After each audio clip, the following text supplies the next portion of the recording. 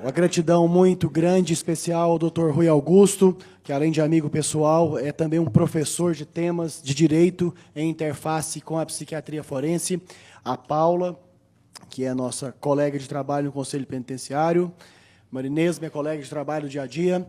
Então, nós estamos aqui para falar mais uma vez sobre psiquiatria forense e interdição. Então, é um tema muito importante porque um dos objetivos é aproximar a linguagem usada nos textos médicos com a linguagem usada nos textos jurídicos, de maneira que facilite a nossa comunicação e que nós possamos contribuir uns com os outros com a finalidade da aplicação da lei da forma mais justa possível e justa, inclusive, com as pessoas portadores de transtornos mentais, que é uma grande preocupação aqui da Ordem dos Advogados do Brasil na seção de São Paulo e também dessas entidades que nós participamos aqui. Então, a interdição, muitas vezes, o familiar nos procura querendo interditar total ou parcialmente um familiar, que pode ser pai, irmão, avô, e algumas vezes nós percebemos que trata-se de uma conduta ou uma intenção de conduta com finalidade punitiva, para não deixar que o familiar case com alguém que não queira, que o familiar não faça doação de bens. Então, a primeira explicação que eu queria reforçar é da interdição como sendo um instrumento de proteção do indivíduo que vai ser possivelmente interditado e jamais como um instrumento ou um meio de punição. E entendendo que a decisão final sempre vai ser do magistrado e o psiquiatra forense, enquanto perito, ele vai ser um auxiliar técnico do juiz com o objetivo de responder duas perguntas ao juiz. Primeiro, se o indivíduo que está sendo avaliado, se o periciando, ele é portador de um transtorno mental, e há um preconceito e uma ideia distorcida dos leigos e, inclusive, de alguns profissionais também que atuam tanto em saúde como no direito, de entender que portadores de transtornos mentais necessariamente ficam incapacitados de entender a realidade. E não, muito pelo contrário, dos portadores de transtornos mentais, a minoria preenche critérios biológicos, comportamentais e judiciais para serem apontados como candidatos à interdição. Então, duas ideias que eu queria reforçar é da interdição como sendo instrumento e meio de proteção, jamais de punição, e segundo, que é a minoria dos portadores de transtornos mentais que vão preencher critério diagnóstico. Eu costumo até comparar, não é porque o indivíduo tem, por exemplo, diabetes mellitus ou hipertensão arterial, ou no nosso caso, miopia, que ele está incapacitado. Da mesma forma que os transtornos mentais, embora mais difíceis de serem mensurados, medidos, verificados, diagnosticados, embora essa dificuldade seja maior, ainda assim, eles não são diretamente associados à incapacidade, apenas como exceção. E, então, além de responder para o magistrado se há a presença de um transtorno mental, se esse transtorno mental faz com que esse indivíduo fique incapaz de entender a realidade. E se ele está incapaz de entender a realidade, se é de maneira temporária ou permanente, ou de maneira total, se ele está incapacitado totalmente ou parcialmente. São as respostas que geralmente a autoridade nos procura e quer esclarecer. Então, a avaliação da capacidade civil, o psiquiatra precisa esclarecer se há transtorno mental. E, entendo esse transtorno mental, esse indivíduo é capaz de gerir a sua vida? Ele é capaz de casar, separar, doar, receber bens, comprar, vender, assinar testamento, votar, dirigir. Então, tudo isso nós devemos, quando vamos, como psiquiatras forenses, apontar para o operador do direito que aquele indivíduo tem uma limitação. Qual é a limitação? Se essa limitação é só para compra e venda de bens, se é para assinar documentos, por quê? Porque no processo de interdição, deve-se sempre, dentro das possibilidades, preservar o maior número possível de direitos a serem exercidos por esse cidadão. Ou seja, a interdição total e permanente, ela é ainda uma exceção maior, porque procuramos, na medida do possível, que o máximo de direitos cíveis desse indivíduo sejam preservados. É o que nós vamos sugerir para a autoridade. E, então, essa questão temporal, de temporária ou permanentemente. Por exemplo, os portadores de demência, como, por exemplo, demência de Alzheimer, que as pessoas antigamente usavam um termo errado de esclerose, esses indivíduos portam um adoecimento mental deteriorante progressivamente. Então, provavelmente, portadores de demência que passam a ter um prejuízo do entendimento da realidade, eles vão cada vez mais perder essas capacidades. E, nesse caso, por exemplo, pode estar apontada uma condição de interdição total e permanente. Mas, por outro lado, por exemplo, portadores de transtorno afetivo bipolar. Transtorno afetivo bipolar é um transtorno mental, uma doença mental, em que o paciente, no caso, periciando, tem uma alternância entre fases de humor muito depressivo, desejo de morte, tristeza, pensamento lentificado, com outras fases de irritabilidade extrema ou também euforia, achar-se inteligente demais, superior aos outros, muito bonito, exagera-se na maquiagem. Então, o transtorno afetivo bipolar, ele tem como característica principal esta alternância. Ele oscila entre polos do humor sem um motivo externo. Neste caso, nas fases de mania, principalmente, nas fases que o humor está exaltado, que ele está achando muito bonito, muito especial, achando que porta capacidades excepcionais, algumas vezes acontece de fazer doações que, posteriormente, ele pode se arrepender. Portanto, transtorno afetivo bipolar, nas suas fases de mania, até tem indicação de interdição temporária e parcial. Por que temporária? Porque, diferente das demências, que são irreversíveis, que não voltam atrás, transtorno afetivo bipolar, na sua fase de mania, é tratável e tratável de maneira que o indivíduo volta a entender a realidade de maneira plena. Então, eu queria que vocês entendessem que diferentes transtornos mentais podem ou não trazer nenhum prejuízo para o entendimento da realidade, para a capacidade de discernimento, ou trazer um prejuízo temporário ou permanente e assim por diante. Então, o Código de Ética Médica, ele proíbe o médico de ser perito de paciente seu. Algumas vezes o juiz pede do médico que está atendendo clinicamente um determinado paciente para fazer um relatório ou atuar como perito em causas de interdição. Nesse caso, muitas vezes o operador do direito não entende, porque não está na lei, nas leis estudadas pelos operadores do direito, mas está no Código de Ética Médica, que o médico, no Código de Ética da profissão, que o médico não pode atuar como perito de paciente que ele está atendendo como médico clínico. Por quê? Porque o Código, na verdade, quer assegurar que não haja tendenciosidade, porque esse médico que está atendendo, por exemplo, um paciente portador de demência, pode ter um contato com a família e ser desfavorável ao paciente, apontando que tem indicação de interdição. Ou, por outro lado, para proteger o paciente de maneira inadequada, fala que não tem critérios de interdição, enquanto, na verdade, tem. Então, que vocês entendam que, de fato, o médico que atende, ele não pode produzir relatórios com finalidade de interdição por uma questão de limitação da ordem profissional. E é muito importante que a avaliação psiquiátrica deve ser, obviamente, absolutamente neutra. Espera-se do perito um posicionamento absolutamente neutro. Então, o Código Civil, nessa edição mais recente, embora de 2002, eu particularmente considero recente, assim, em função da velocidade que as leis são elaboradas no Brasil. Então, na definição de incapacidade, usa-se um critério biopsicológico. O que significa isso? Que não basta ter o transtorno mental. Esse transtorno mental tem que ser suficientemente grave para causar o prejuízo do discernimento, o prejuízo do entendimento, claro, da realidade de seus atos, de suas atitudes, de seus comportamentos e, principalmente, da consequência de tudo isso.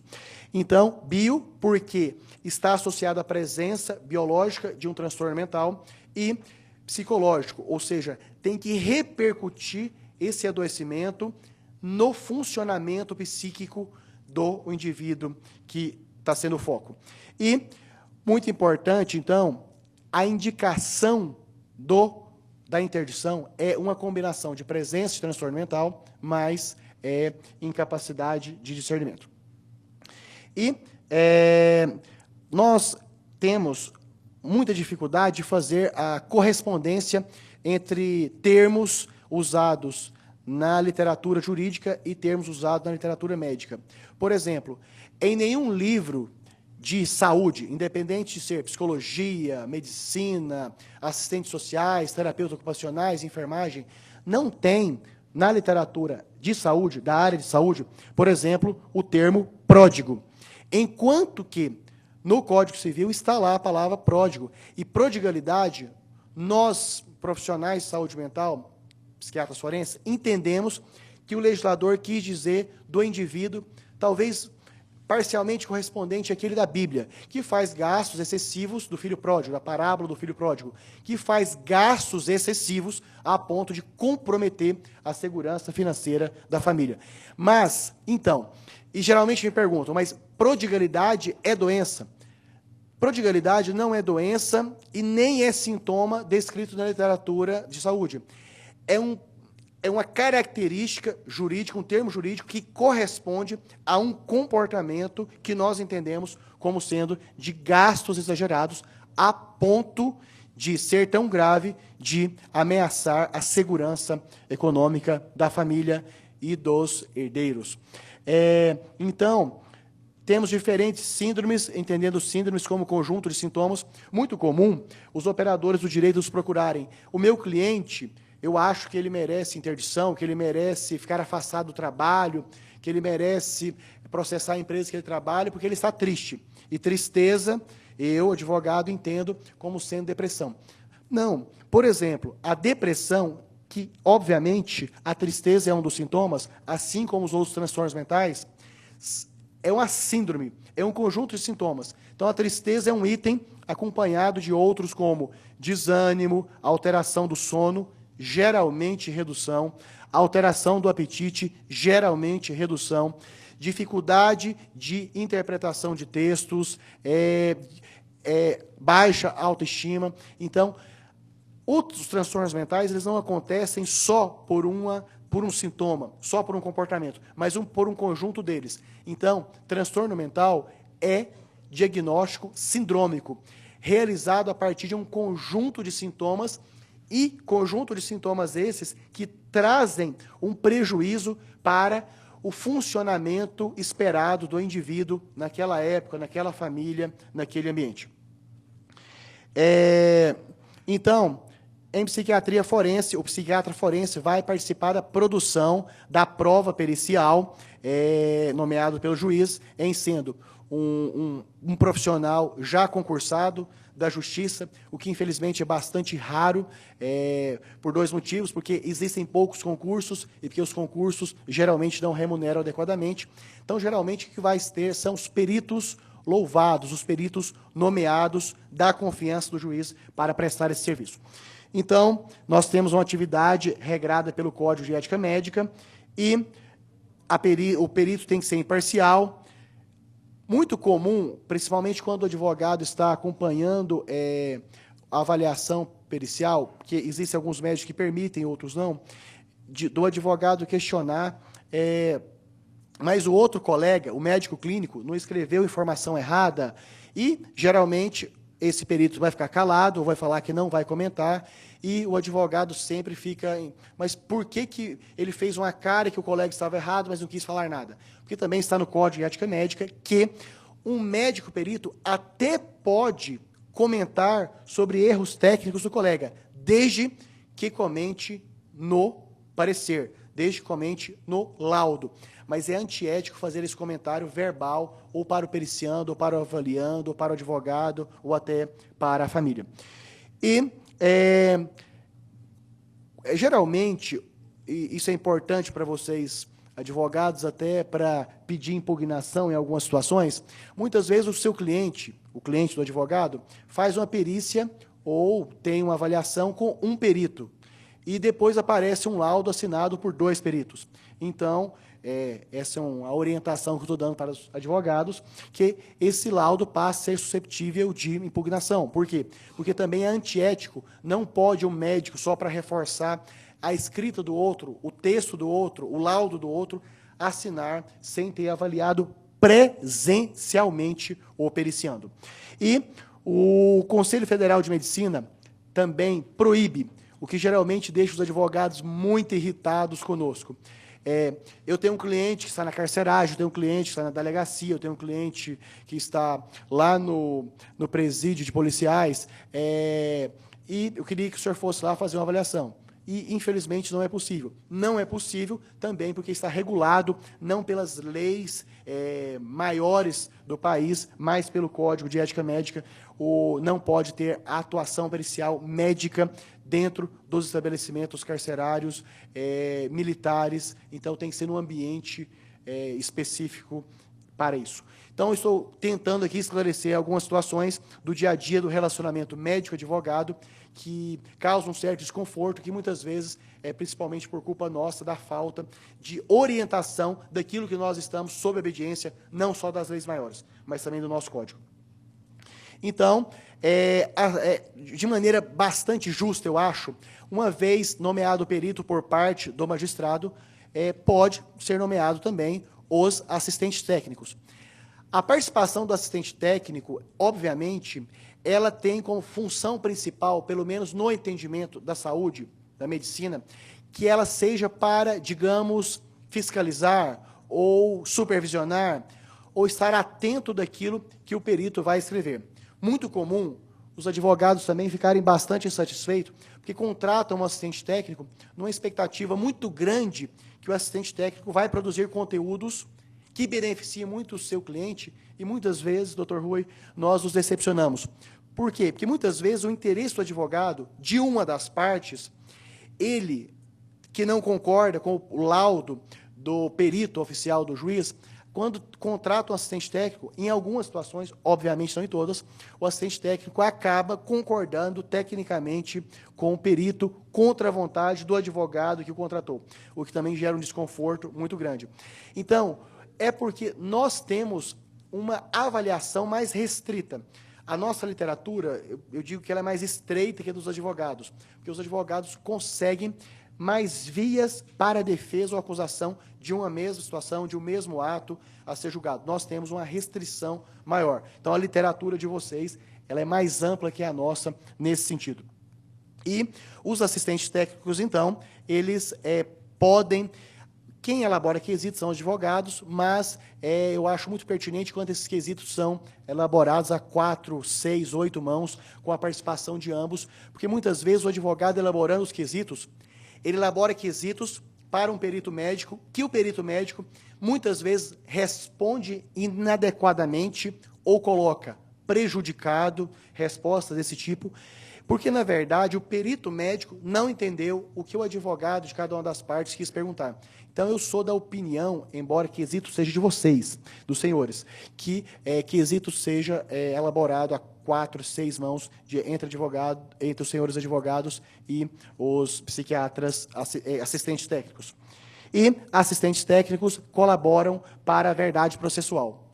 Há uns anos atrás, talvez por coincidência, eu vi que os juízes ficavam absolutamente, talvez por coincidência, não tem uma casuística científica dessa informação e dessa manifestação que eu vou fazer. Há uns anos atrás, eu observava que os juízes consideravam praticamente em absoluto os conteúdos elaborados nos laudos dos peritos oficiais, e eu tenho visto cada vez mais consideração dos magistrados pelos conteúdos elaborados pelos assistentes técnicos, o que é muito bom porque dinamiza e favorece manifestações de ambas as partes. Então, eu tenho notado isso, isso eu não li na literatura, é da minha observação do dia a dia. Então, o assistente técnico...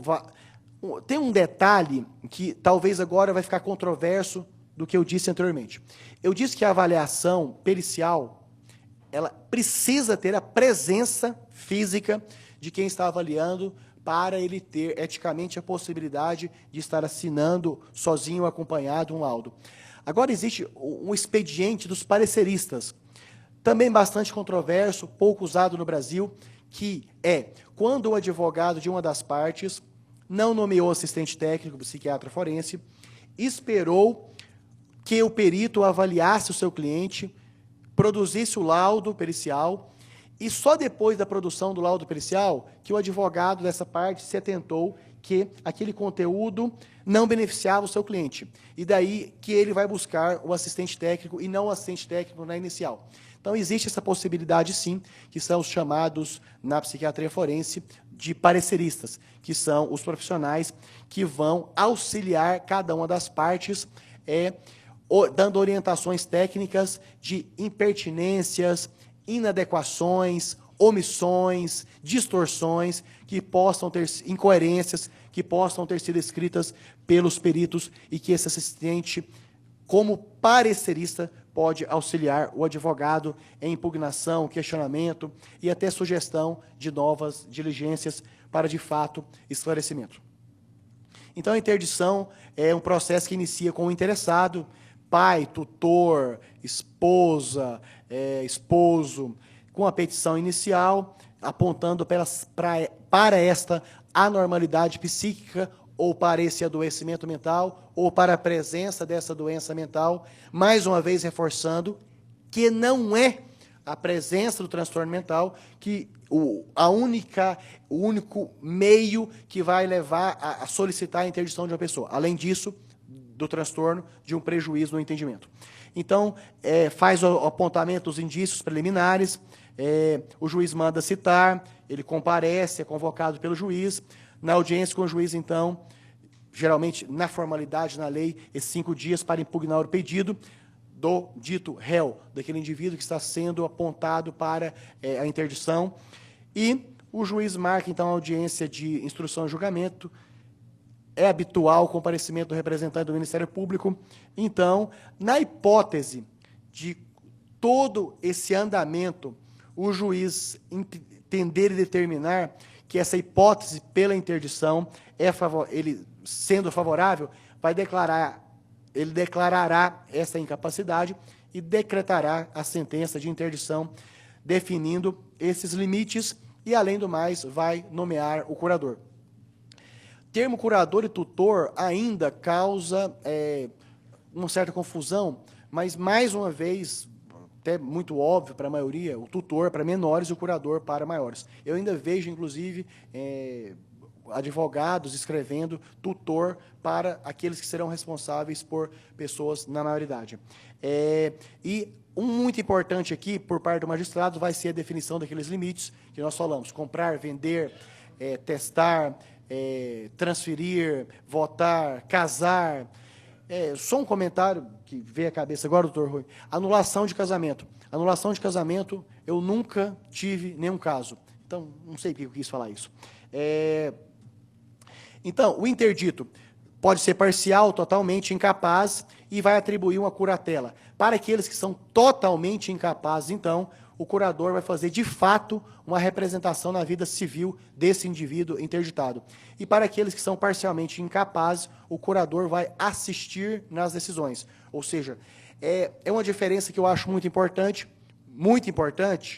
obviamente, e principalmente para o interdito, que no caso de ser considerado pelo magistrado totalmente incapaz, o curador vai fazer toda a representação, inclusive na ausência dele. E já para os parcialmente incapazes, eles ficam com a maior possibilidade de manifestação de seus desejos, intenções, pensamentos, decisões, em que o papel do curador vai ser de assistir, ao invés de fazer a representação plena. Sobre levantar interdição. Levantar interdição, ou seja, reverter a interdição, é uma situação também que eu vejo muito pouco. Muitas vezes, uma vez interditado, mesmo que temporariamente, fica-se por muito tempo interditado.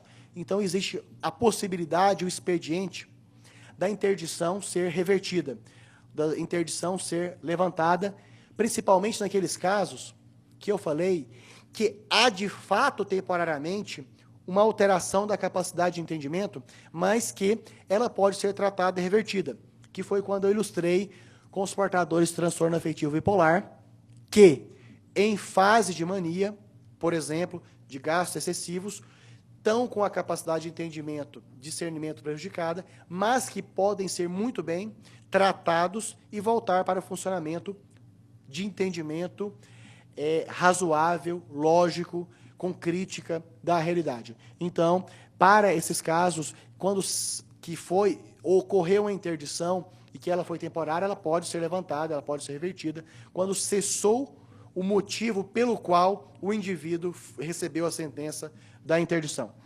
E, mais uma vez, vai ter aí, o juiz estando de acordo, ao levantar a interdição, a averbação no registro de pessoas naturais. Então, o Código Civil de 2002, talvez esse é o momento mais importante, porque o meu objetivo aqui, doutor Rui, é tentar facilitar o nosso diálogo entre os termos que existem diferenças de entendimento, porque não há correspondente de sinônimo. Não há um sinônimo do termo que está aqui na lei, nas produções literárias, na literatura científica da saúde. Não há um sinônimo direto. Então, o que nós temos que fazer é uma correspondência de significado. É mais uma interpretação. Aqui, no Código Civil de 2002, quando coloca, são absolutamente incapazes de exercer pessoalmente os atos da vida civil. Então, o legislador colocou aqui, os que por enfermidade. Então, enfermidade é um termo arcaico em saúde, praticamente já não é usado nas literaturas escritas nos últimos 10 anos, nos 5 últimos anos, menos ainda, não se usa mais essa palavra enfermidade, e menos ainda enfermidade na literatura psiquiátrica. Então, é transtorno mental, ou adoecimento mental. Então, enfermidade, o que nós entendemos, o que nós fazemos correspondência para os operadores do direito, para os magistrados, enfermidade como sendo, entendemos que o legislador quis dizer e quis colocar como sendo os portadores de transtornos mentais. Deficiência mental também é um termo que já é pouco usado na literatura médica, é um termo já arcaico, inclusive com a carga de estigmatização muito importante. Daí nós preferimos não usar, que está também aqui escrito na lei. E os que mesmo por causa transitória não puderem exprimir a sua vontade. Então, o que eu quero fazer aqui é tentar mostrar correspondência de significados, interpretando e citando exemplos. Então, quando o legislador redigiu enfermidade, nós entendemos que ele quis dizer doença mental ou transtorno mental. Então, aqui quando ele diz, são absolutamente incapazes dos atos da vida civil, os que por enfermidade. Então, essa enfermidade nós colocamos como sendo correspondente, nós interpretamos para os senhores advogados, operadores do direito, transtorno mental. Por exemplo, depressão, transtorno depressivo, esquizofrenia, fobia social, transtorno afetivo bipolar, fobia específica, ansiedade de maneira geral e assim por diante. Quando o legislador coloca, escreve, redige deficiência mental, nós interpretamos que é o que corresponde na literatura médica a retardo mental. E aqui há até alguma crítica por parte dos senhores, mas não mudou tanto você dizer que deficiência mental tem uma carga de estigmatização muito grande. Quando você fala retardo mental, eu pessoalmente, alguns advogados dizem, também é muito estigmatizante. Ok, então existe também a deficiência intelectual, que é um termo que, inclusive, está sendo mais usado ultimamente e que, de fato, parece ter uma menor conotação pejorativa. Para aqueles que têm a inteligência apequenada, a inteligência reduzida, a capacidade de interpretação e de resolução de problemas diminuída. Então, e retardo mental, que é o nome que está escrito nos manuais diagnósticos, na classificação internacional de doenças, tem código para retardo mental. E existe o retardo mental leve, moderado e grave. E como vamos diagnosticar como sendo retardo mental leve, moderado e grave? Existem exames psicométricos, existem escalas de avaliação possíveis, de aferir, de mensurar, de medir, de diagnosticar se o indivíduo avaliado, periciando, apresenta retardo mental e se, em caso positivo, apresentando retardo mental, qual é o grau de retardo. Por que isso tem repercussão para a lei? Porque a lei, neste ponto, eu acho que ela foi bastante adequada. Quando fala, são absolutamente incapazes de exercer os atos da vida civil, o indivíduo que por enfermidade, que agora vocês já colocam como correspondente doença mental e deficiência mental, não tiverem o discernimento para a prática desses atos. Então, são absolutamente incapazes os indivíduos não só que portem o transtorno mental, ou não só que portem deficiência mental, mas que, em função dessa doença mental, desse retardo mental, não tiverem o necessário discernimento para a prática desses atos. Então, a lei traz uma redação que eu entendo como sendo muito clara e que vai caber a nós, psiquiatras forenses, relatar se há no avaliado esta referida enfermidade ou esta referida deficiência e que, se essa referida deficiência ou transtorno mental torna esse indivíduo absolutamente incapaz de exercer os atos da vida civil. Então, agora eu queria fazer uma associação de informações a ponto de deixar claro que a lei coloca que só vai ser absolutamente incapaz quem, em função desse transtorno, for realmente, de fato, incapaz, por consequência do transtorno, de exercer os atos da vida civil. E que vai caber a nós aqui especificar e esclarecer para vocês. Porta, e ele realmente é incapaz. E sugerir essas incapacidades de casar, comprar, vender. E causa transitória. Causa transitória são situações em que temporariamente o indivíduo está incapaz. Há uma situação extremamente, essa talvez a mais ilustrativa e frequente, do indivíduo que teve um acidente, ou não acidente, ou intercorrência, por exemplo, portador de diabetes, tem cetoacidose diabética e precisa ficar internado e que vai para a UTI e de repente aparecem testamento, documentos assinados. O indivíduo pode, por um período curto inclusive, ter uma alteração do seu nível de consciência, ter, ainda que em horas ou poucos dias, uma perturbação da sua saúde mental, do seu entendimento da realidade. É o caso de pacientes que ficam internados. Muito frequente em idosos. Idosos fazem um quadro chamado delirium. O delirium é um quadro temporário e alternante. E, assim, algumas vezes até pitoresco, até engraçado. Por exemplo, Paula, a enfermeira chama o médico e diz, o paciente está ruim, está pegando inseto na parede, falou que eu sou a mãe dele. Aí o médico, tudo bem, vai lá e avalia. Quando chega para falar com o paciente fala o nome do médico, até a idade do médico, responde todas as perguntas adequadamente. Daí a pouco a enfermeira liga para o médico novamente. Vem avaliar o paciente que ele está perturbado. Desce o médico, o paciente fala as coisas regularmente. Então, existe um quadro chamado delirium, comum em idosos, inclusive em idosos internados por doenças simples, por exemplo, infecção urinária, em que há temporariamente essa alternância entre níveis de consciência, de uma consciência plena da realidade e de perturbação de entendimento da realidade. Então, está também incapaz para os atos da vida civil aqueles indivíduos que transitoriamente, temporariamente, estiveram incapazes do discernimento pleno da realidade. Estado de coma, da mania que vocês já não aguentam mais a minha repetição, esquizofrenia.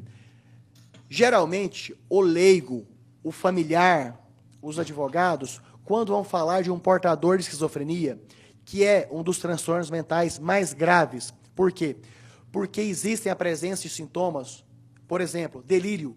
O delírio é uma alteração do pensamento. Por exemplo, em que o indivíduo acha-se perseguido pela polícia, ou perseguido por marcianos, ou ele acha que é o Silvio Santos. Ou seja, no delírio, o indivíduo tem uma alteração do pensamento e que, o mais importante, no delírio, esse indivíduo não é suscetível ao convencimento racional.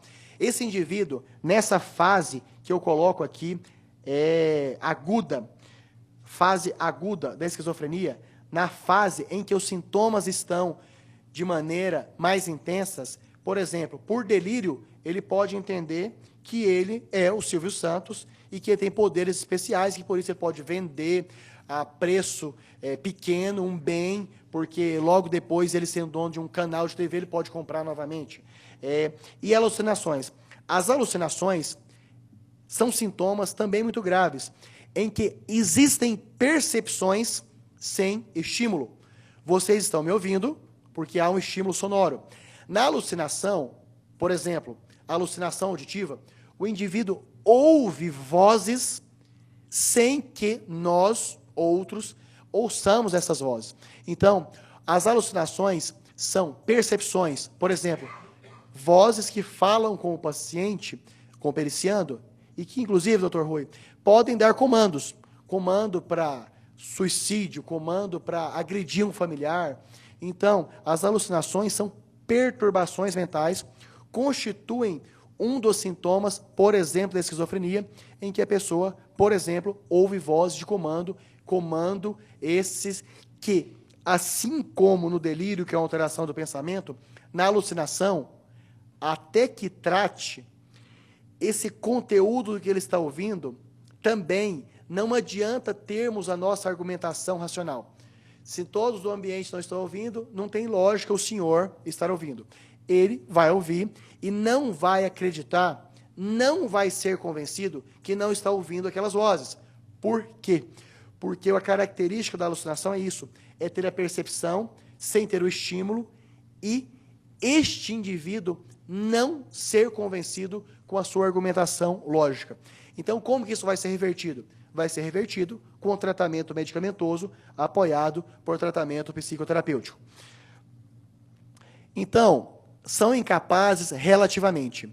Não é em todos os países do mundo que existe o meio incapaz. Em muitos países do mundo existe o capaz ou incapaz. A lei brasileira, e que nós também da saúde consideramos muito pertinente, adequado e justo, tem o expediente, a possibilidade, a condição possível dos incapazes relativamente de exercer os atos. Quem são eles? Os ébrios habituais. Mais uma vez aqui, volta a dificuldade de comunicação razoável, a dificuldade de comunicação viável entre operadores do direito e profissionais da saúde. Ébrios habituais. O legislador escreveu, então, que são incapazes, parcialmente, relativamente, de exercer esses atos, os ébrios habituais. Ébrios não tem escrito nos textos de saúde. Inclusive, tem até uma brincadeira, que existem nos textos poéticos e jurídicos, mas não tem nos textos de saúde. E o que nós entendemos, nós, da saúde?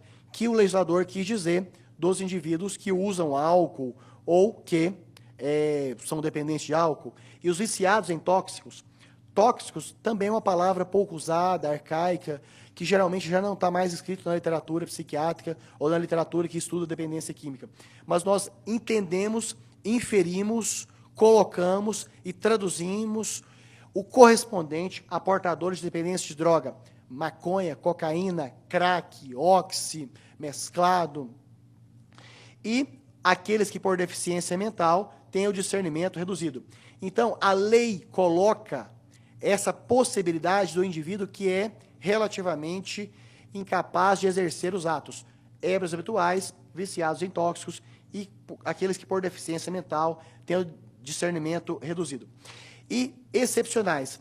Excepcionais também, a PAI, outras fundações, antigamente já usaram esses termos e hoje detestam esse termo, abominam. Então, muitas pessoas que trabalhavam com crianças portadoras de transtornos orgânicos, como, por exemplo, síndrome de Down, síndrome de Klinefelter, retardo mental, transtornos invasivos, algumas doenças mentais infantis graves, então usavam excepcionais para essas crianças e, obviamente, quando ficavam adultos. Também é um termo que já não se usa mais, mas que o legislador colocou e que nós entendemos como sendo correspondente aos portadores dessas doenças citadas. E, mais uma vez, os pródigos aqui colocados, que também há aquela brincadeira que está nos textos bíblicos, está nos textos jurídicos, mas não está nos textos de saúde. Então, aqui, para favorecer, facilitar, permitir um melhor contato entre nós de formações diferentes e que, no final, queremos contribuir com a aplicação adequada e o mais justa e razoável possível da justiça. Então, colocamos como sendo o que está escrito na lei de ébrios habituais, o correspondente a portadores de dependência de álcool. E, mais uma vez, não é só o fato de fazer uso de álcool e ser dependente de álcool que torna esse indivíduo relativamente capaz.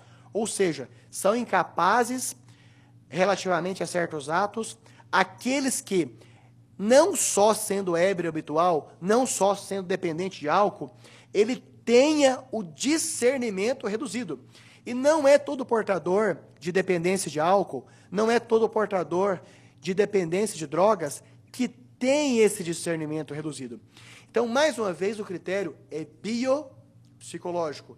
Há necessidade de considerar que o indivíduo pode ser parcialmente capaz de entender, relativamente capaz, ele portando o transtorno, e mais do que portando o transtorno, que em função desse transtorno, ele tenha o seu discernimento reduzido. E, acreditem, não são todos os portadores de dependência de álcool, não são todos os portadores de dependência de tóxicos, não são todas as pessoas com deficiência mental, por exemplo, leve, que têm o seu discernimento reduzido parcialmente. E viciados em tóxicos, nós colocamos como sendo portadores de dependência de drogas ou de múltiplas drogas, até porque é mais regra do que exceção os indivíduos serem dependentes de mais de uma substância quando são de uma. Então, é comum o indivíduo portador de dependência de maconha ser também portador de dependência de cocaína e álcool. E a deficiência mental, com correspondente a retardo mental, nos textos, então, jurídicos, o termo é deficiência mental.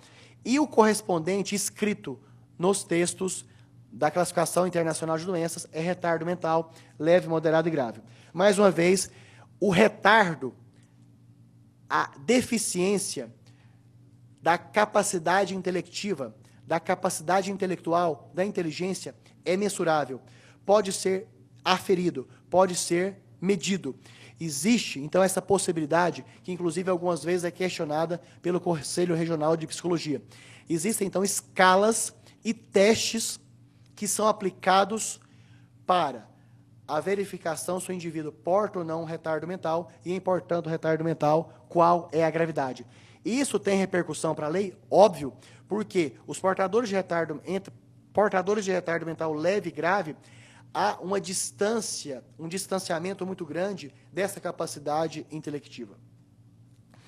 Os excepcionais, então, nós entendemos como sendo os portadores de transtornos mentais, síndromes mentais, genéticas, como, por exemplo, síndrome de Down, síndrome de Turner, os pródigos. Então, são os indivíduos que nós entendemos como sendo aqueles que apresentam esse comportamento, esta atitude, maneira de vivenciar a ponto de fazer doações, vendas inadequadas, assinar procurações, contrair dívidas importantes. Talvez aqui o mais comum e habitual que pelo menos tratado assim de maneira mais direta, que mais aparece, são as pessoas que, em função de quadros maniformes, fazem gastos exagerados, mas com dívidas, e que depois a empresa quer receber e que o indivíduo não tem condição de pagar. Até porque o Brasil é um dos países onde o crédito é mais fácil, um dos créditos mais fáceis do mundo. Então, aqui, por exemplo, fase aguda de mania, alguns portadores de retardo mental, principalmente em irmandade, onde existem vários irmãos e um portador de retardo mental. Acaba que ele vende todos os seus bens só para um dos irmãos que nem paga, então, ou não paga adequadamente, o que gera um desconforto e uma contenda entre irmãos. Então, o comportamento da prodigalidade, ele está em portadores de transtorno afetivo polar, retardo mental. Algumas fases iniciais de demência, existem quadros iniciais de demência em que o portador tem libido alterada, ele tem um interesse sexual aumentado, de repente, isso obviamente não de maneira preconceituosa, mas baseado em fatos reais, faz doações para a nova namorada, em detrimento do interesse da família.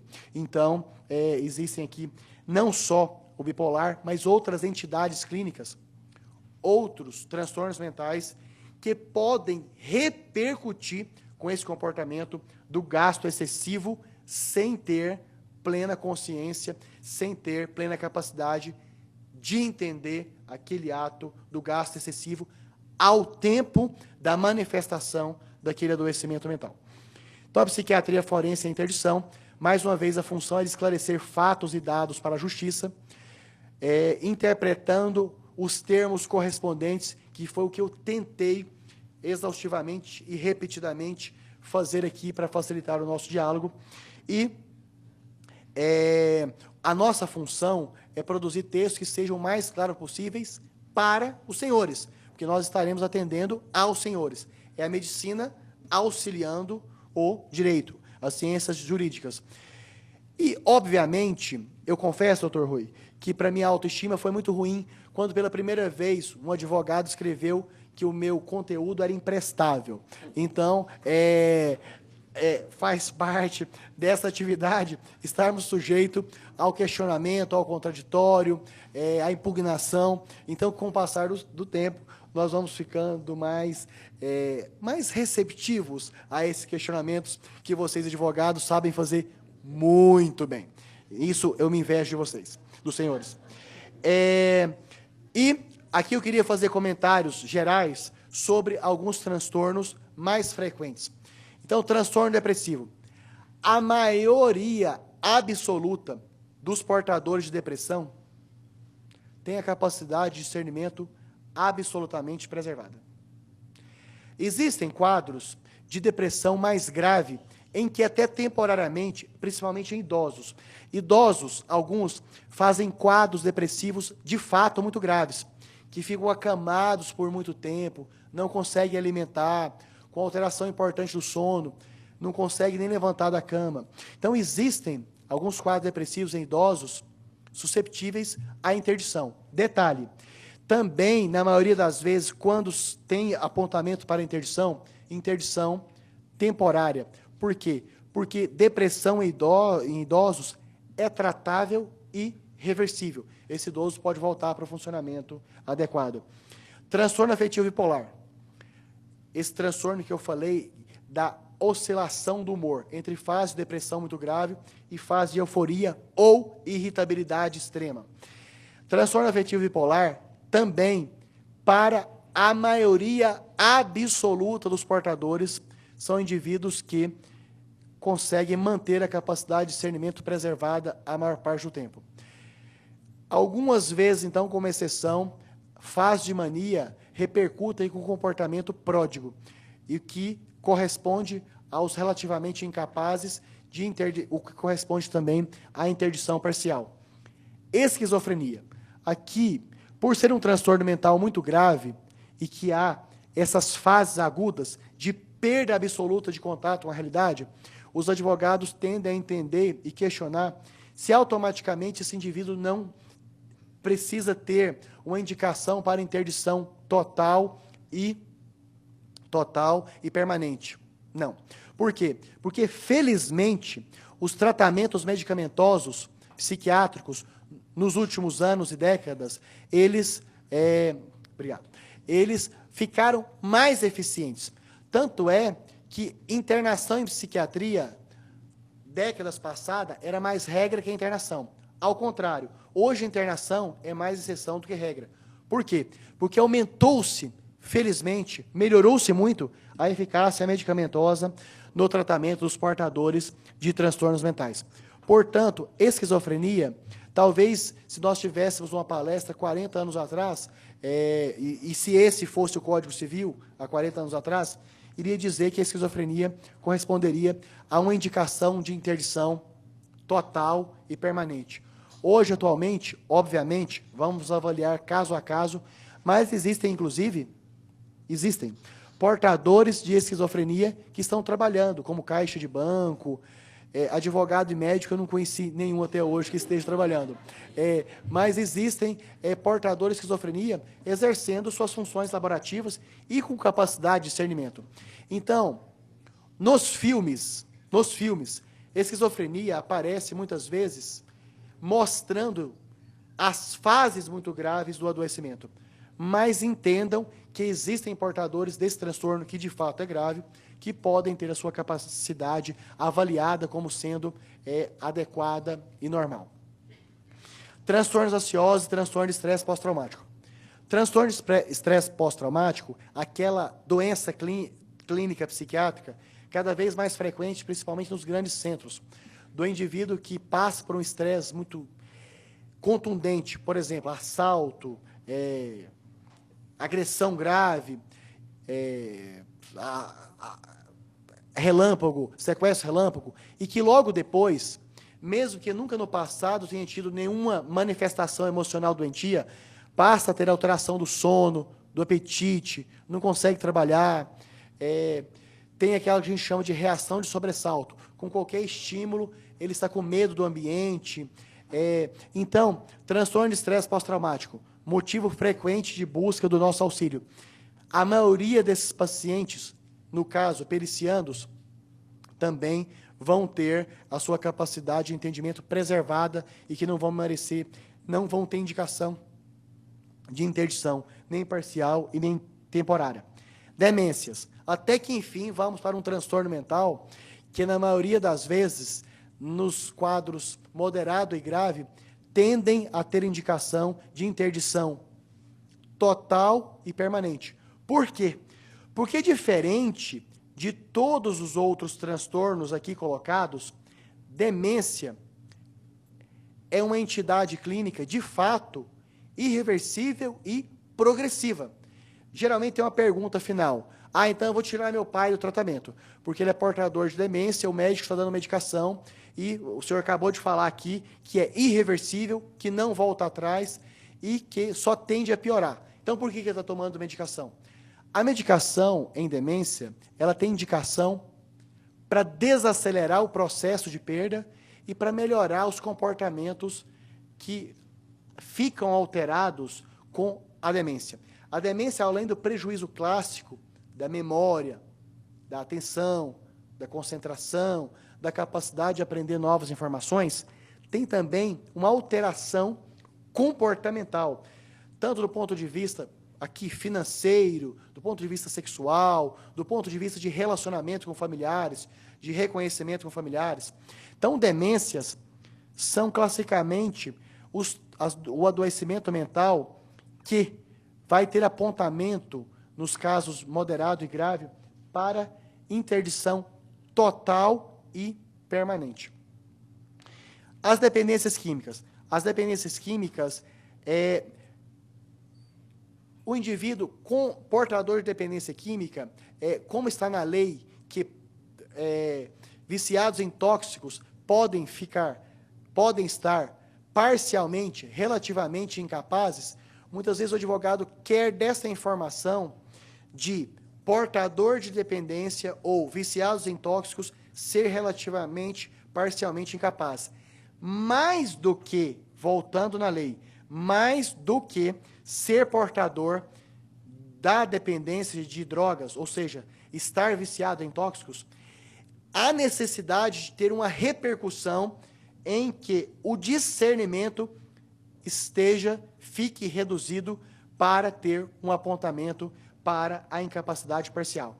Ou seja, nós concordamos com o que está escrito na lei. Mais do que portar o transtorno, é que, por consequência desse transtorno, a capacidade de entendimento repercuta com prejuízo relativo, aqui no caso, para a interdição parcial.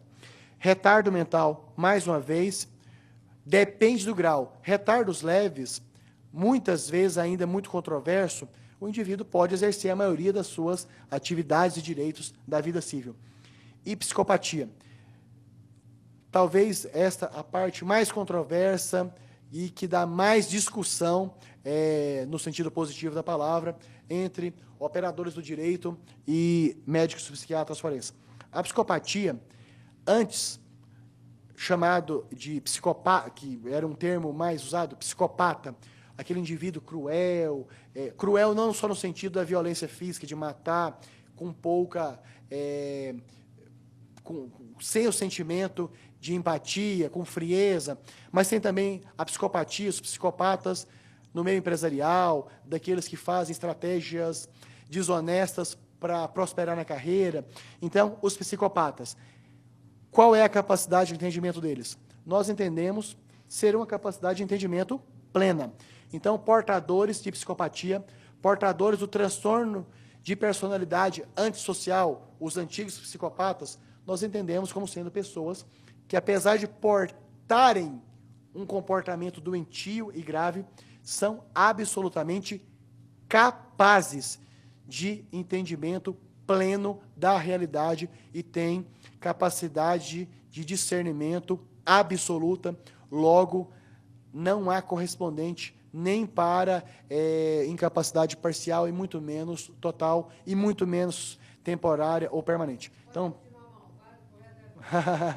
Então, psicopatas são absolutamente capazes no entendimento da psiquiatria forense, em sua maioria na literatura e nos operadores. Então, a interdição é um meio jurídico de proteção e jamais de punição e jamais de prejuízo para o interdito. É uma decisão do magistrado em que os psiquiatras forenses são, então, auxiliares técnicos, pode ter, além do perito, os assistentes técnicos e pode a interdição ser interrompida, ela pode ser cessada, ela pode ser levantada. Então, o objetivo principal aqui, doutor Rui, foi tentar facilitar o entendimento técnico nos textos entre o que nós podemos auxiliá-los e naquilo que está escrito na lei e que nós entendemos do que o legislador quis dizer. Mais uma vez, estamos sujeitos ao questionamento, porque talvez não estamos interpretando adequadamente o que o legislador quis ao fazer a sua redação, o que dá margem para o perito e assistentes técnicos de cada uma das partes, e mais questionamentos e mais posicionamentos que os senhores colocam e que nos deixam em uma situação de desafio para poder conseguir contemplar as suas perguntas, principalmente em quesitos.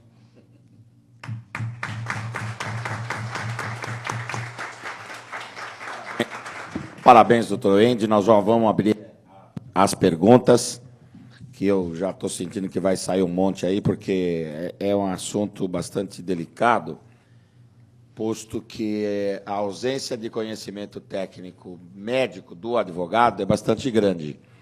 Mas vamos fazer aqui, antes de mais nada, a entrega para o doutor Wendy de um certificado da participação, e eu gostaria que vocês me ajudassem a fazer isso, que é um certificado expedido pela Ordem, a Ordem dos Advogados do Brasil, Seção de São Paulo, pessoa do Departamento de Cultura e Evento, certifica o doutor Wendy Lobo Ribeiro, que proferiu palestra sobre o tema Avaliação de Sanidade Mental e Interdição, realizada nesta data, no Salão Nobre dessa entidade, São Paulo, 15 de dezembro de 2011, Luiz Flávio Borges Durso, presidente, Humberto Luiz Borges Durso, diretor do Departamento de Cultura e Evento, que eu peço para a dona Cláudia fazer chegar as mãos do doutor Wendy, por favor.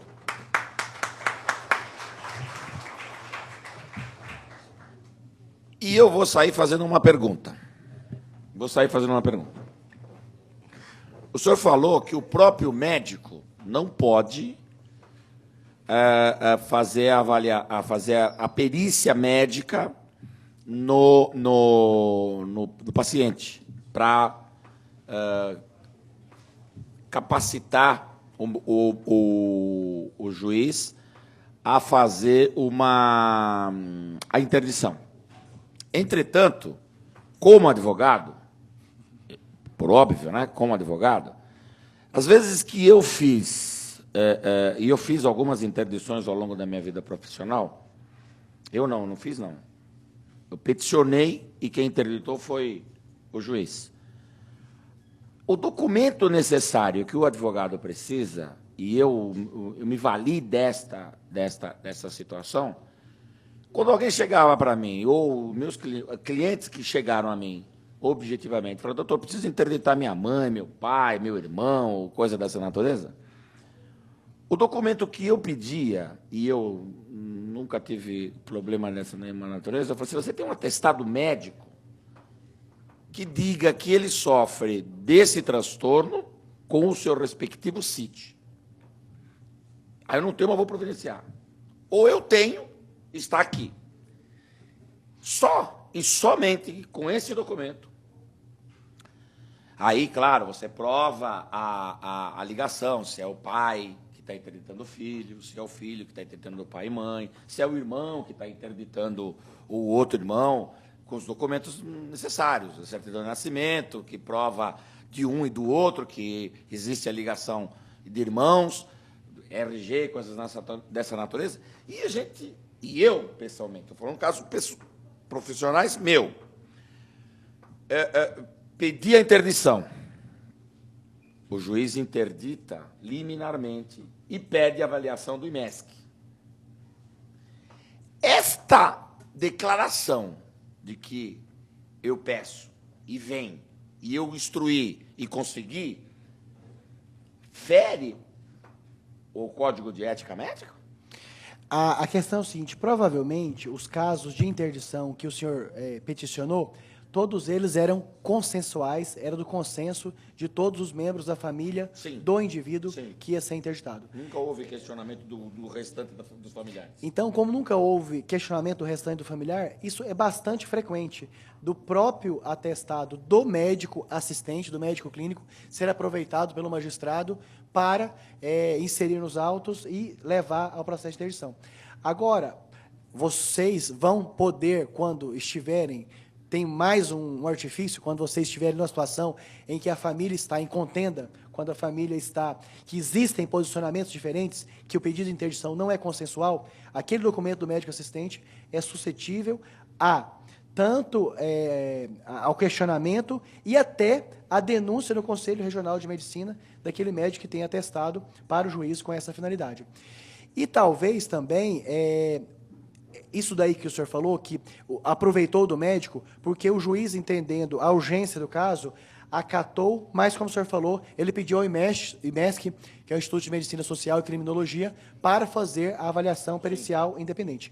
Então, o cerne da resposta, eu acho que não houve questionamento e não feriu, e o médico não foi questionado nem no CRM e nem na lei, porque era consensual, porque todos os familiares concordavam com aquela conduta. Agora, se houvesse um dos familiares que não concordasse, isso seria um ponto dele, inclusive, digamos, ameaçar o médico que fez e que atuou dessa maneira. Entendi. O seu nome e a pergunta direta para ele, por favor. Eu não sou advogado, eu sou professor, tá? Mas eu estou passando por uma situação e, como diz os antigos advogados, eu virei um rábula este ano. E quero agradecer à OAB por me aceitar aqui todos os dias, quando eu tenho palestra, naquilo que eu necessito. O senhor falou aí do código... O seu nome, por favor. Desculpa, é que eu estou pensando na pergunta. Professor Rocha. Tá bom, okay? Professor Rocha, obrigado. O senhor comentou aí sobre o Código de Ética Médica, e eu fui estudar o Código de Ética Médica. Descobri que na medicina, nesse país, ela é generalista, que o médico ele pode ser o que ele quiser ser, dentro da especialidade médica.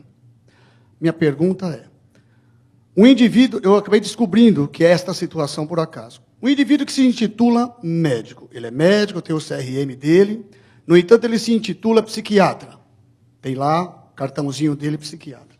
Mas por coincidência, eu acabei descobrindo que este indivíduo, dito psiquiatra, é amigo e, ao mesmo tempo, patrão da mãe do filho de uma cliente que está com problema, de uma pessoa que está com problema.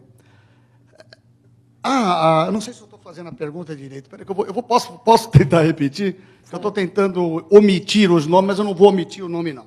Acontece o seguinte, doutor, eu fui acusado por uma situação que eu não fiz. Já foi provado em todos os momentos que eu não fiz. Pelo IML, tudo quanto é coisa foi provado. No entanto, eu descobri que o que gerou este processo foi um atestado médico dado por um determinado médico que é amigo da mãe do meu filho, que é patrão da mulher, da irmã dele, da irmã dela, que é patrão da irmã dela. Enfim, eu acabei descobrindo isso. Descobri mais ainda que esse indivíduo, que eu já o denunciei, é um pseudo-vendedor de atestado médico. Eu pergunto, este laudo, mesmo tendo sido feito no dia 11 de 2009, que eu também descobri que ele não estava no consultório dele, porque ele é assessor político de um determinado deputado que também é médico, eu quero perguntar para os senhores aqui, que entende, e o senhor também. Pode ser contestado isso? Dentro dessa fala que o senhor teve, não sei se é o que eu entendi, né? O senhor quer responder primeiro, doutor? Deixa eu tentar aqui fazer uma colocação para o professor Rocha. Mas o senhor entendeu a minha pergunta? Porque ele não é psiquiatra. Se ele não é psiquiatra, como é que ele atesta Doutor situações Rocha. de um psiquiatra? Professor Rocha, isso está dentro de um processo. Está aqui na minha Não, mão. não. Eu não estou falando aí na mão do senhor. Tá, não, desculpa. Existe um processo judicial. Ok. Todo e qualquer documento juntado em qualquer processo, de qualquer natureza, é passível de ser contestado. Mesmo 2 anos depois? Deixa eu concluir. Repetindo, todo e qualquer documento juntado num processo é possível e passível de ser contestado. Ponto. Esta contestação, este enfrentamento desse documento, por óbvio, tem que ter fundamento. O senhor diz que, presta atenção, A estava ou não estava no dia, o senhor vai ter que provar. Certo. B é ou não é capacitado, o senhor vai ter que provar. E aí vai ter que ficar... e o juiz vai dar para a parte contrária o direito da resposta. Porque este é o ordenamento jurídico do Brasil. Ninguém acusa ninguém sem ter prova e ninguém é acusado por ninguém sem ter o direito da resposta. Portanto, como advogado, todo e qualquer Mas esse documento... indivíduo aqui não feriu o código de ética médica, uma vez que ele é amigo da mulher? Presta atenção, eu estou respondendo como advogado e o doutor Wendy vai responder como psiquiatra. Eu, como advogado e participante das câmaras recursais da Ordem dos Advogados, que julga o Código de Ética dos Advogados, vou dizer para o senhor o seguinte: se existe um código de ética rigoroso, justo, sem brecha para movimentação, este código de ética é o Código de Ética Médica, dos médicos. Porque ele sofreu uma alteração há uma questão de 8 meses a 1 ano atrás, e é um dos códigos mais rígidos em matérias de atividades corporativas. Ele é mais rígido do que o nosso. Do nosso, que eu digo, da Ordem dos Advogados do Brasil. Tá? Quer dizer, então, qualquer questionamento ético, primeiro, isso funciona para qualquer atividade profissional onde existe um código de ética. O juiz não questiona o código de ética, porque quem está capacitado a discutir código de ética médico é o Conselho Regional de Medicina. Como deve ser o Conselho Regional de Psiquiatria, como o Conselho Regional de Odontologia, como é o Conselho e as câmaras recursais da Ordem dos Advogados do Brasil. O documento em si, o senhor vai ter que provar, e os fatos que ali constam, o senhor vai ter que provar que são verdadeiros ou falsos de acordo com a sua necessidade. Mas se ele é amigo da pessoa... Não. Esse amigo, eu vou voltar a repetir, o senhor vai ter que provar... Eu tenho como provar. De forma... Não, o senhor precisa provar para nós, o senhor vai ter que provar lá no processo. Não, e o juiz tem que se convencer. Até aí ontem ele esse pode, juiz não se convenceu. Como juiz, eu estou respondendo de forma jurídica. Ele, como juiz, vai fazer a avaliação se aquele documento pode ou não pode ser aceito. Agora a sua parte médica. Ok.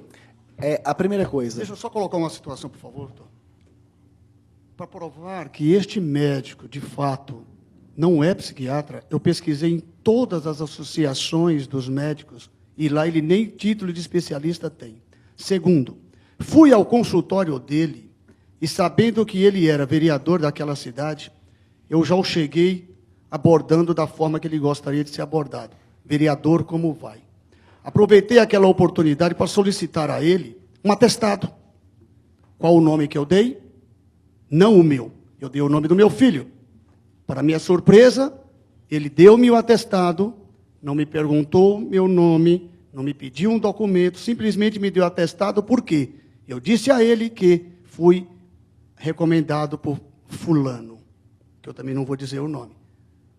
O senhor está me entendendo? Certo. Professor Rocha, eu vou fazer uma resposta genérica em função eu vou entender, de um conjunto de circunstâncias. Primeiro, qualquer médico graduado, ou seja, o médico que formou e que está credenciado no correspondente Conselho Regional de Medicina, São Paulo, Goiás, Distrito Federal, qualquer médico que formou, graduou e registrou no Conselho, ele pode exercer qualquer atividade médica que ele quiser. Portanto, o médico acabou de formar, se ele quiser fazer um transplante de coração, não há impedimento no Código de Ética Médica que ele faça o transplante. Só que ele ele responde com responsabilidade plena sobre qualquer ato médico. Ou seja, então, inicialmente, o médico graduado e registrado no Conselho Regional de Medicina do seu respectivo estado, ele pode atuar com qualquer ato que ele quiser. Só porque, automaticamente, qualquer ato dele vai estar suscetível à imperícia, ou seja, ele fazer um ato médico errado. A imprudência, ele tomar uma conduta médica além daquela que era preconizada na atual literatura científica, ou de omissão, de não prestar a atuação profissional que aquela situação e aquele ato exigiria. Então, primeiro, qualquer médico graduado e registrado pode ter qualquer ato, lembrando que ele pode se incorrer em imperícia, imprudência e negligência. Então, o ato que o senhor está querendo questionar do colega, o senhor vai ter que levar ou para imperícia, ou para negligência, ou imperícia, negligência e imprudência. Um desses dois enquadramentos. Detalhe, o fato do médico ser amigo de uma das pessoas envolvidas, isto o impede de atuar como perito nomeado do juiz. O juiz não vai nomear, ou se nomear, esse médico tem a obrigação de esclarecer para o senhor juiz que, de acordo com o Código de Ética Médica tão rígido, ele, médico, parente ou médico clínico, está impedido de exercer a função pericial.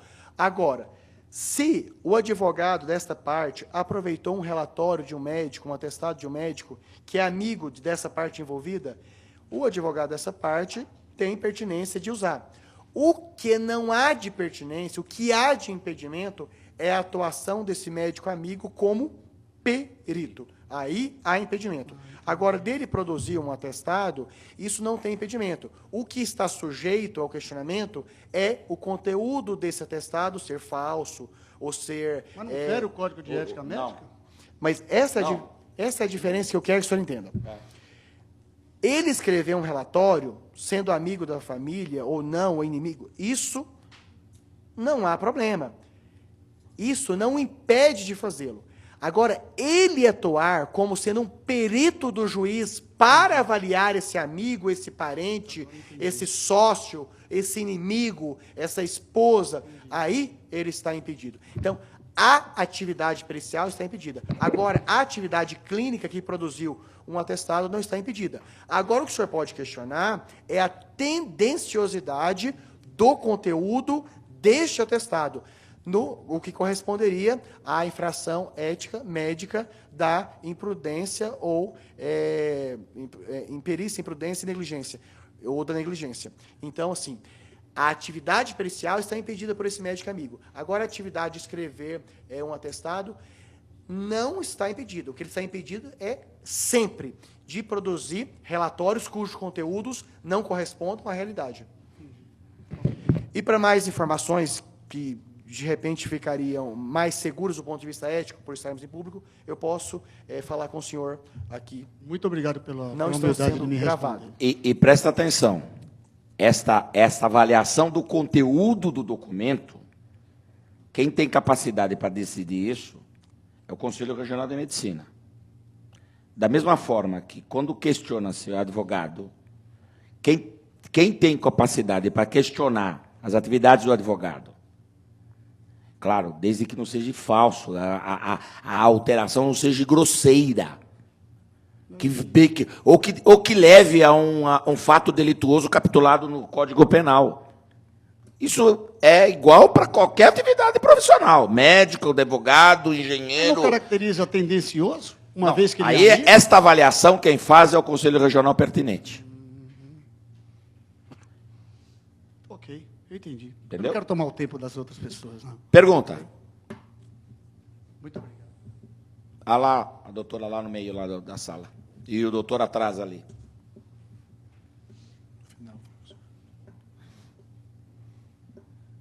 Boa noite. Meu nome é Cíntia, eu sou psicóloga, né, do Centro de Defesa que atende mulheres vítimas de violência doméstica. Eu estou com uma dúvida, porque assim, eu tenho uma paciente que ela sofre de violência do marido e ele já foi diagnosticado por esquizofrenia. E ele também tem problemas com álcool. Então, ele se recusa a fazer o tratamento com medicamento e toma álcool, né? E, ultimamente, ele vem ameaçando bastante, assim, por conta dos delírios, né? E já falou que ele tem vontade de comprar uma arma e que pode acontecer alguma coisa. Nesse caso, assim, ela diz que ela não pode ser ela responsável por pedir a interdição dele, né? Por conta de medo da reação dele, de até ele querer fazer alguma coisa contra ela. Como que poderia ser trabalhado esse caso? No caso, teria que ter ela assumir essa responsabilidade sempre? Ou isso, por conta de segurança dela, teria um outro meio de interdição? O entendimento que eu estou tendo da situação é que ela está dizendo que não pode por temor de ser agredida ou assassinada. Porque, assim, por direito, ela pode, sim. Tanto é que, quando eu falei dos indivíduos que podem encaminhar para uma petição de interdição, a esposa pode, sim, ser ela a autora. Ela é legítima interessada, ela pode. Mas o caso, de qualquer forma, ela fica exposta. Ela tem que sempre ficar exposta e ser responsável. Ele tem que saber necessariamente que foi ela que pediu a interdição, porque o medo dela é dele descobrir que foi ela e fazer algum mal contra ela. Provavelmente ele vai saber, até porque ele vai ser questionado em juízo, vai ter o representante do Ministério Público. Agora, eu entendo que, às vezes, as pessoas erram de não fazer isso preventivamente. Eu fico muito mais preocupado dela não fazer isso e ele, em função de não estar tratando e ainda usando álcool, o que agrava o adoecimento mental da esquizofrenia, acabar por levar a atitudes delituosas mais graves, do que ela estando com ele interditado, tendo indicação para isso. Caso essa esquizofrenia seja um adoecimento mental que o torne incapaz total ou parcialmente de entender a realidade, estando com ele interditado, fica mais fácil, inclusive, doutora, para interná-lo contra a vontade e receber o tratamento adequado, longe do uso do álcool, e poder melhorar e voltar. Até porque, como eu falei, a senhora sabe, a esquizofrenia atualmente, felizmente, é tratável. E só para ainda encorajá-las a seguir nesse processo de interdição, quando teve aquela novela, que eu não vou lembrar o nome agora, que o ator Bruno Gagliasso era um portador de esquizofrenia, ele tinha algumas atitudes agressivas. Daí uma revista pediu que fizéssemos uma revisão bibliográfica, mostrando se o portador de esquizofrenia é mais agressivo do que uma pessoa da população geral. Conclusão: portadores de esquizofrenia e pessoas da população geral têm o mesmo nível, o mesmo grau de agressividade. O portador de esquizofrenia só se torna, comparativamente à população geral, mais agressivo quando usa álcool ou drogas. O que eu quero dizer com isso? É reforçar para a senhora que a literatura científica respalda que portador de esquizofrenia torna mais agressivo ainda com o uso de álcool e drogas, e pior ainda nessa situação que a senhora está dizendo, que ele não recebe tratamento. E por que ele não recebe tratamento? Porque a esquizofrenia é um transtorno mental que traz um prejuízo na crítica, um prejuízo no reconhecimento que está doente. E logo, se ele não tem um reconhecimento que está doente, logo ele não toma medicação. Logo, ele usa álcool, logo esse quadro só tende ao agravamento com potencial de consequências muito mais graves do que essas atuais que estão acontecendo. E eu fico mais preocupado ainda quando a senhora diz que ele falou que já vai comprar uma arma. E outra coisa, doutora Cíntia, né? Ninguém é interditado e fica no vácuo. Quando você interdita alguém, há necessidade imperiosa, necessária, que alguém seja responsável por esse interditando. Porque o que significa interdição em termos técnicos jurídicos? Você perde a capacidade de decidir de modo próprio. A nossa vontade, o nosso livre-arbítrio, passa a ser do outro, uma vez interditado. Então, ele interditado, ele não vai comprar arma, porque eu sou o tutor dele, não vou deixar ele comprar arma. Aí é aquela história que normalmente a gente tenta traduzir, do filho menor. Criança menor não tem vontade. A vontade são dos pais, que são responsáveis. E qualquer ato que ele cometa, os pais acabam sendo responsabilizados por isso. Então, uma vez interditando, mesmo que seja ela, aí é uma questão dela levar o conhecimento do juiz, do tratamento médico.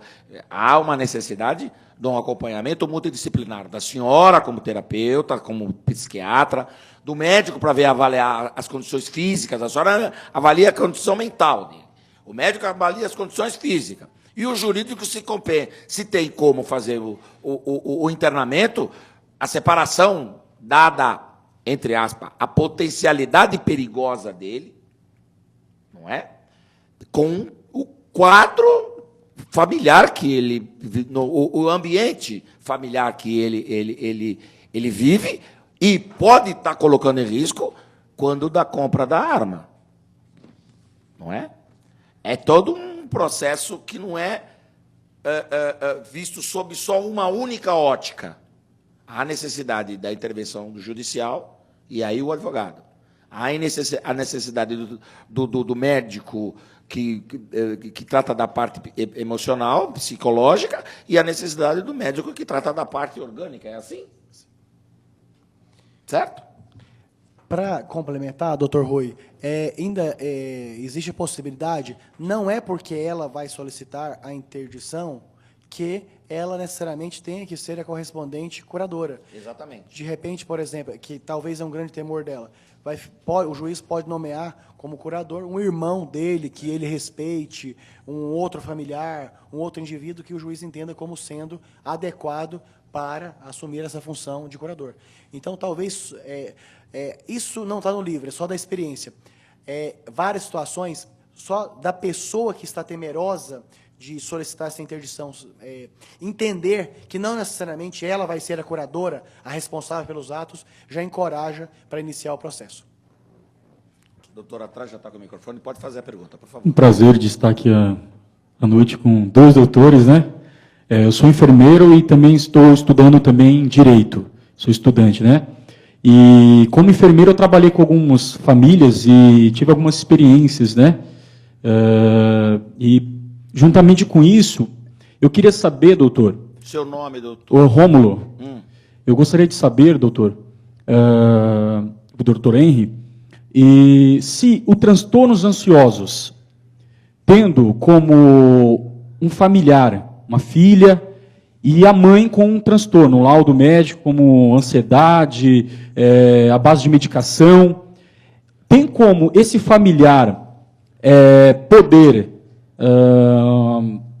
na justiça, com esse laudo, no caso, se for um familiar, no caso, a mãe ou o pai, é uma família que eu conheço, pode exercer como curador dessa pessoa com transtorno ansioso e, no caso, ela agir como na área civil, ela tem um poder sobre essa pessoa? Doutor, os transtornos ansiosos, os adoecimentos nesta faixa, nesse espectro de ansiedade, que é o o transtorno obsessivo compulsivo. O que é o transtorno obsessivo compulsivo? É um dos transtornos ansiosos, um dos adoecimentos ansiosos mais graves, que é o TOC. Aquele que o indivíduo tem alguns pensamentos que invadem a cabeça contra a vontade dele e que ele começa a ter atitudes repetitivas para tentar aliviar. Por exemplo, ele tem um pensamento intrusivo contra a vontade que está com as mãos contaminadas. Para aliviar, ele passa a lavar repetidamente, até se ferir. Isso é um exemplo de transtorno ansioso grave, transtorno obsessivo compulsivo.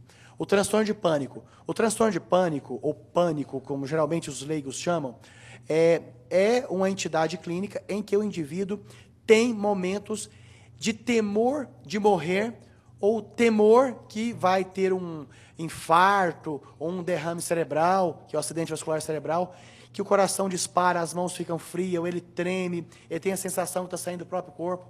Então, esse outro transtorno ansioso, que é o transtorno de pânico, também tem a fobia social. A fobia social são as pessoas que têm um temor muito grande de qualquer exposição pública, entendendo de maneira distorcida que ele vai ser julgado e ridicularizado. É um outro transtorno ansioso.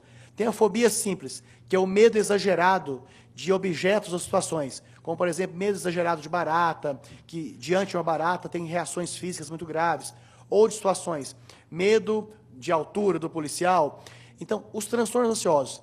E o transtorno de estresse pós-traumático, que é esse conjunto de reações emocionais desencadeadas quando o indivíduo presencia ou está numa situação que corre risco de vida. Então, transtornos ansiosos são transtorno de pânico, transtorno obsessivo-compulsivo, fobia social, fobia simples e transtorno de estresse pós-traumático. Todos esses transtornos ansiosos são tratáveis, são reversíveis, ou seja, o indivíduo pode voltar para o seu funcionamento normal, na maioria das vezes, e felizmente essa efetividade do tratamento é cada vez maior e mais rápida. Portanto, eu nunca atendi, nunca avaliei um portador de transtorno ansioso puro que tivesse indicação para interdição ou para redução dos seus direitos de exercício das suas capacidades cíveis. Portanto, transtornos ansiosos puros, eles não dão correspondente para prejuízo na capacidade de entendimento da realidade. O que algumas vezes acontece, doutor, é comorbidade. O indivíduo porta transtorno ansioso mais dependência química. Transtorno ansioso mais outro transtorno que o impede de entender plenamente a realidade. Agora, o transtorno ansioso por si só não tem indicação nem para interdição parcial e nem temporária.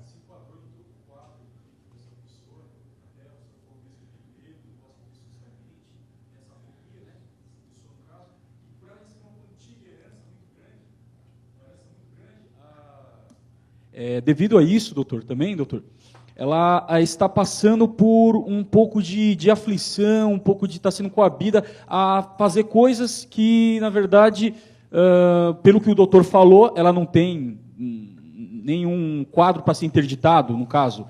Mas essa é a pergunta que eu queria fazer por esse motivo. Essa herança está fazendo a família em si querer interditar ou até mesmo buscar... Aí é briga de interesse econômico, viu? É verdade. Doutor, eu agradeço por estar aqui, doutor, essa noite, e o doutor Rui, como o doutor, foi uma coisa maravilhosa, essas palestras. Acho que se pagasse 1 milhão por estar aqui, ouvindo o doutor, eu acho que não teria dinheiro que pagasse. Tá, muito obrigado. Tati, Muito obrigado. a doutora aqui quer fazer uma pergunta. Não precisa, porque está gravando e eu preciso que a senhora fale no microfone.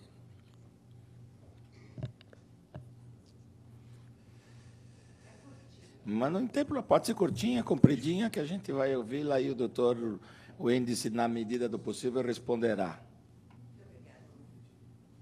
Eu não sei se é da ética médica, mas eu acho mais que é da parte jurídica. A médica que inicialmente atesta as deficiências do interditando e que esse atestado venha a servir para uma liminar, futuramente ela pode ser assistente técnica também de uma eventual perícia? Não. Ela só pode atuar como a primeira. É o médico que faz a avaliação clínica.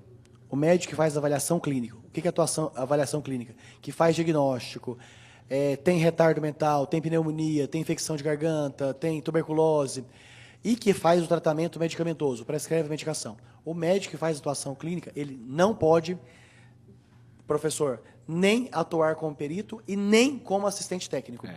Antes, há uns anos atrás, até podia o médico que faz o atendimento clínico, não podia ser perito. Perito nunca pôde ser, mas podia ser assistente técnico. Nos últimos anos, também não pode ser assistente técnico. Ou seja, o médico que para um determinado indivíduo presta assistência clínica, ele está impedido de prestar qualquer avaliação que vá ter repercussão direta para a justiça através de laudos e pareceres. Ou seja, ele é impedido de exercer a função de perito, como sempre foi, e nos últimos anos também não pode exercer a função de assistente técnico. Mas, como o senhor disse, o assistente técnico atua mais na função de auxiliar das partes. Então, essa inicial vai auxiliar o advogado a poder fazer a petição inicial, dizer quais são os problemas daquele paciente, etc. Depois, o juiz vai nomear o perito do juiz. E se, eventualmente, eu tenho que arrumar um assistente técnico, eu tenho que procurar um outro perito, não pode ser essa doutora. Exatamente. A assistência clínica, a assistência enquanto tratamento, é impeditiva desse mesmo profissional ser perito. Muito importante a sua resposta. Como sempre foi impedido. Como perito, sempre foi impedido. E como assistente técnico, em São Paulo já é muitos anos e agora em todos os lugares do Brasil. Muito obrigada. Pergunta? Só queria pedir só uma coisa para ele. Se ele podia fazer uma síntese entre depressão e o transtorno afetivo bipolar, porque eu não conhecia essa expressão. Transtorno afetivo bipolar. A mesma coisa que você explicou para aquele rapaz. Professor, a depressão ela é um quadro clínico, assim como os outros transtornos mentais. Eu falei em algum momento que é sindrômico, ou seja, não é só a tristeza que faz diagnóstico de depressão, mas a tristeza juntamente com outros sintomas, como desânimo, alteração do sono, geralmente para menos, alteração do apetite, geralmente para menos, baixa estima, desejo de morte, não necessariamente desejo de suicídio, dificuldade de aprendizado, dificuldade de interpretação, redução da capacidade produtiva, desinteresse sexual. Então, a depressão é um conjunto de sintomas, esses aqui elencados, e que causam um prejuízo no funcionamento do dia a dia do indivíduo. E que, quando tratado, ele volta para o seu funcionamento normal, mediano, de alguém com funcionamento do pensamento e da capacidade produtiva de resolver seus problemas, sem os exageros para a parte superior. No transtorno afetivo bipolar, o indivíduo alterna entre fases com esses sintomas depressivos que eu aqui relatei e outras fases, em outros momentos, ao contrário, com alegria exagerada, sem uma causa externa, com gastos excessivos, com entendimentos distorcidos da realidade, de que tem poderes especiais, o pensamento fica muito acelerado, tão acelerado ao ponto dele não conseguir concluir um determinado assunto. Ele passa de um assunto para o outro, ele fica desatento, ou seja, com mínimos estímulos, um pequeno barulho, ele deixa de levar aquele curso do pensamento que estava para recomeçar um outro assunto. E existe também, estudado e considerado nos últimos anos, a mania, o contrário da depressão, não com sintomas de euforia, ou seja, alegria extrema, mas de irritabilidade extrema, sem causa externa. Intolerância, agitação, agressão, sem causa externa. Então, esse é o transtorno afetivo bipolar. É uma alternância das fases depressivas para as fases ou de euforia sem causa, ou de irritabilidade extrema sem causa, com outros prejuízos no funcionamento. Bom, gente, tá muito bom a conversa, mas nós já estamos chegando ao final, e eu queria agradecer ao Dr. Wendy pela, mais uma vez, ele ter disponibilizado o tempo dele de vir aqui proferir esta palestra. É um assunto bastante intrigante, interessante. Para operador do direito é uma seara meia árida, né, porque a gente não tem esta visão, mesmo aqueles que tiveram na faculdade a matéria de medicina legal, é difícil, na cadeira de medicina legal, se falar da forma que o doutor Wendy falou, com a profundidade que ele abordou do tema de problemas psiquiátricos, problemas de sanidade mental, de saúde mental, não de sanidade, de saúde mental. Portanto, esta é uma finalidade dessas palestras, de trazer esse conhecimento. E, para nós, da Ordem dos Advogados do Brasil, é muito gostoso ver que outros operadores de outras áreas, a exemplo da doutora Cíntia e do doutor Romeu, né? Rômulo, desculpa, que ela é psicóloga também e ele é enfermeiro.